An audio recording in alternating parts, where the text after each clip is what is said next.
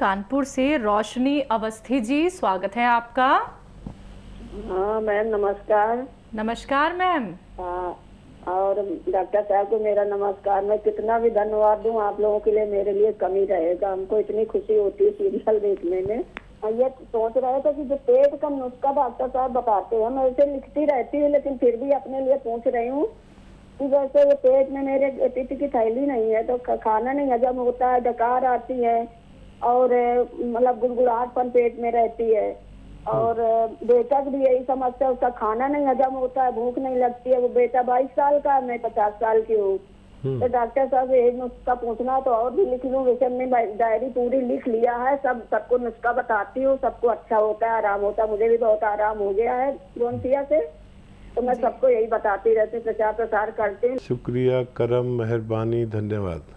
ये जो सौंफ, सौंठ, जीरा भी मिला लिया करिए। जिनके पित्ता ना हो ना, या खाना हजम ना हो, या चर्बी हो जिस्म में ज़्यादा, तो जीरा भी मिला लिया करें इस नुस्खे में। और अजवाइन भी मिला लिया करें। सौंफ, सौंठ, जीरा, अजवाइन, धनिया, मेथी और आंवला।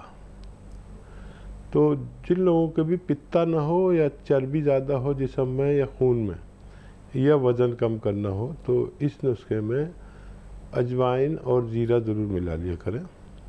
और इसको खाएं तो नमक ज़ैतून जैसे मैं बताता हूँ ना, 1-2 चुटकी इसमें मिला लें। इसी तरह 1 चम्मच में जब नमक ज़ैतून आप 1 चुटकी या 2 चुटकी मिलाते हैं, तो 1 चुटकी खाने का सोडा भी मिला लिया करें। 1 चुटकी अलग से 1 चम्मच में, तो आपको और ज़्यादा फ़ायदा करता है। क्योंकि मैंने इसकी हर चीज़ पे रिसर्च की है कि क्या हो सकता है। तो आप कभी सोचते हो, कभी धनिया नहीं बताया, तो कभी मेथी नहीं बताई, तो कभी ज़ीरा नहीं बताया। तो मैं तरह तरह से बताता हूँ। और मेरे पास कोई किताब नहीं है, बस मेरे पास यही किताब है कि मेरे दिमाग में है सब कुछ। और वो जैसा मरीज़ करता है बात, उसी हिसाब से जवाब देता हूँ। लेकिन कभी कभी आप जैसे पेशेंट को मुझे खुल के बात करनी पड़ती है, क्योंकि आप भी मेरी बराबर काम कर रहे हैं, लोगों की खिदमत कर रहे हैं। तो आप जैसों को ये पूरी बात बताना ज़रूरी है कि ज़ीरा क्यों मिलाया जाता है, अजवाइन क्यों मिलाई जाती है, और इसमें नमक ज़ैतून क्यों मिलाया जाता है, और इसमें खाने का सोडा क्यों मिलाया जाता है। बहुत धन्यवाद। हमें बड़ा अच्छा लगता है जब आप जैसे सम्मानीय लोग हम जैसे मामूली आदमियों की इज्जत अफजाई करते हैं, तो हम भी समझने लगते हैं कि हमारी भी समाज में कोई इज्जत है। बहुत धन्यवाद आपका। आगरा से जया जी, स्वागत है आपका। हेलो। हाँ जी मैम। हाँ जी, नमस्ते जी नमस्कार। दीजिए प्लीज। जी बोलिए। जी जया जी, आदाब। हाँ जी, नमस्ते भाई साहब। भाई साहब, मेरे 2 प्रश्न हैं। एक तो मेरी बहू रानी का है, एक मेरे नाती का है जो 2.5 साल का है। बहू के हाथों में थोड़े थोड़े वो हो जाते हैं, दाने दाने, है ना। और जो नाती है ना, उसकी भी कुछ दिन बाद उसके एलर्जी हो जाती है। अच्छा, ये बताइए, हाँ जी। ये हाँ नाती जी। जो है, ये अभी माँ का दूध पीता है क्या? हाँ जी, माँ का दूध पीता है भाई साहब। बस, उसके क्या है, पेट में दाने हो गए थे और हाथ पैरों पे भी हो गए थे। तो इसको क्या करें हम? बहुत जल्दी एलर्जी हो जाती है उसके। हाँ, फिक्र ना करें, फिक्र ना करें। हाँ देखिए, ये नाती को दूध पिलाती हैं, तो नाती को दवा देने की ज़रूरत नहीं, बस दूध पिलाएं। और एक आता है गोंद चिलगोज़ा, याद रखें, असली नहीं ये। गोंद चिलगोज़ा आधा ग्राम बहुत इतना सा होता है, देखिए आधी उंगली के पोरवे की बराबर। गोंद चिलगोज़ा आधा ग्राम रोज़ाना अपनी बहू को दूध में मिलाकर पिला दिया करिए, एक बार बस।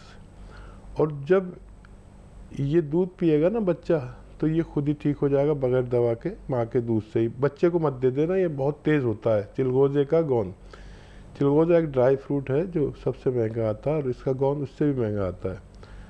तो आधा ग्राम ही दें, बस एक बार दें दिन भर में, कभी भी दे दें। वैसे तो दूध से दें, और माँ खाएगी तो माँ को भी फ़ायदा और बच्चे को अपना फ़ायदा होगा। बच्चे को बिल्कुल ना दें, फिर से दोहरा रहा हूँ, क्योंकि ये बच्चे खा नहीं सकते हैं, इसलिए माँ को देकर माँ के दूध के ज़रिए उसको फ़ायदा पहुँचाया जा रहा है। लेकिन दोनों का ठीक अच्छा होना मुमकिन है और मेरी दुआ है कि दोनों जल्दी अच्छे हो जाएं और स्वस्थ रहें। उर्मिला जी हैं दिल्ली से, स्वागत है आपका।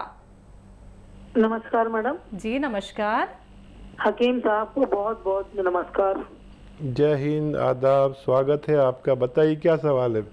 मेरे 2-3 सवाल हैं हकीम साहब जी। मेरा एक सवाल तो ये है कि आपने मेरे हस्बैंड के लिए बताया था, उनको पैरों में दर्द था, मैंने गोंद सिया मंगवाया आपकी कंपनी से। और सर मेरे को भी डिस्क की प्रॉब्लम है, कमर में बहुत दर्द होता, ऑपरेशन के लिए बोला था पर मैंने करवाया नहीं है। उसके लिए मैं चाहती हूँ कुछ आप बताएं। और तीसरा सवाल मेरा ये है कि मेरा भाई है 40-42 साल का होगा, तो उसको सर पहले हार्निया का ऑपरेशन हुआ है, फिर वो ऑपरेशन अब उसको हाइड्रोसील बता दिया है, तो ऑपरेशन के लिए डॉक्टर कहते हैं, तो क्या करें सर, उसके लिए कोई इलाज हो? ठीक है। और सर एक मेरा चौथा सवाल ये है, मेरी माता जी हैं, उनको पेट में पथरी है, पित्त की थैली में छोटी छोटी काफी सारी पथरियां हैं, तो उनको मतलब खाती तो हैं लेकिन गैस बहुत बनती है। और दूसरी बात, उनको ना शुगर भी है, बीपी भी है, उनकी शुगर की वजह से हाथ उनका जो टेढ़ा हो रहा है, उंगलियां टेढ़ी हो रही हैं, और वो ना साड़ी वगैरह नहीं पहन पाती हैं, अपना डंडा वगैरह नहीं पकड़ पाती हैं। तो दवाई बीपी शुगर की खाती हैं सर, लेकिन ना उनको कुछ आराम उससे हो जाता है, सांस भी है तो उससे कुछ आराम तो होता है, लेकिन फिर अगले पल पता नहीं शुगर ऊंचा नीचा होता है, क्या होता है, उनका हाथ टेढ़ा हो रहा है, मतलब उंगलियां खराब हो रही हैं सर। तो मेरे इन सवालों का जवाब मैं आपसे चाहती हूँ सर। जी लिख लिया ना आपने सारा? बिल्कुल। अच्छा देखिए, मेरी बात गौर से सुनिएगा। बहुत सारे पेशेंट परेशान हो जाते हैं, आप बहुत समझदार हैं, और 100 में 2 लोगों को ये जो गौनसिया है दर्द को बढ़ा देता है, वो भी 5-7 दिन के लिए। तो ये गौनसिया से ही आपका दर्द बढ़ा है। अपने हस्बैंड को 5 दिन तक दर्द की दवा दें गौनसिया के साथ में, ये आप नोट कर लीजिए अपनी बात। उसके बाद कभी शायद ज़रूरत नहीं पड़ेगी। तो ये गौनसिया से ही दर्द बढ़ा है और ये अच्छी कैफियत, अच्छी अलामत मानी जाती है। अगर दर्द बढ़े तब भी हम खुश हो जाते हैं और दर्द कम होने लगे तब भी। अगर वहीं का वहीं रहे तो हम परेशान हो जाते हैं कि क्या होगा, अगर वहीं के वहीं है तो इन मरीज़ को ऑपरेशन कराना पड़ेगा क्या। तो ये इस बात का सबूत है कि ये ठीक हो सकते हैं। अच्छा, ये 3 महीने चलता है जो गोंद आपने लिया होगा। अगले 5 दिन में उनका दर्द कम होना शुरू हो जाएगा, ऐसा मेरा अनुभव है। और 5 दिन तक दर्द की दवा उनको साथ में दें। प्लीज़ आप ऐसा ज़रूर करें और घबराएं नहीं, कुछ लोगों को ऐसा होता है। दूसरा सवाल क्या था? डिस्क प्रॉब्लम है इन्हें खुद को। हाँ, यही गौनसिया आपको खाना है और उसी तरह खाना है जैसे आपके पति खाते हैं। ज़रूरी नहीं है कि आपका बढ़े दर्द, आपका कम होता जाएगा, ऐसा मेरा अनुमान है। बशर्ते आप वेस्टर्न टॉयलेट का यूज़ करें, ये कुर्सी वाला शौचालय, और आपके पति को भी उसी की ज़रूरत है। अपनी ज़रूरत उस पर पूरी किया करें और वज़न ना उठाएं और झाड़ू पोंछा बिल्कुल ना करें। तो आप भी इसी को इस्तेमाल करें।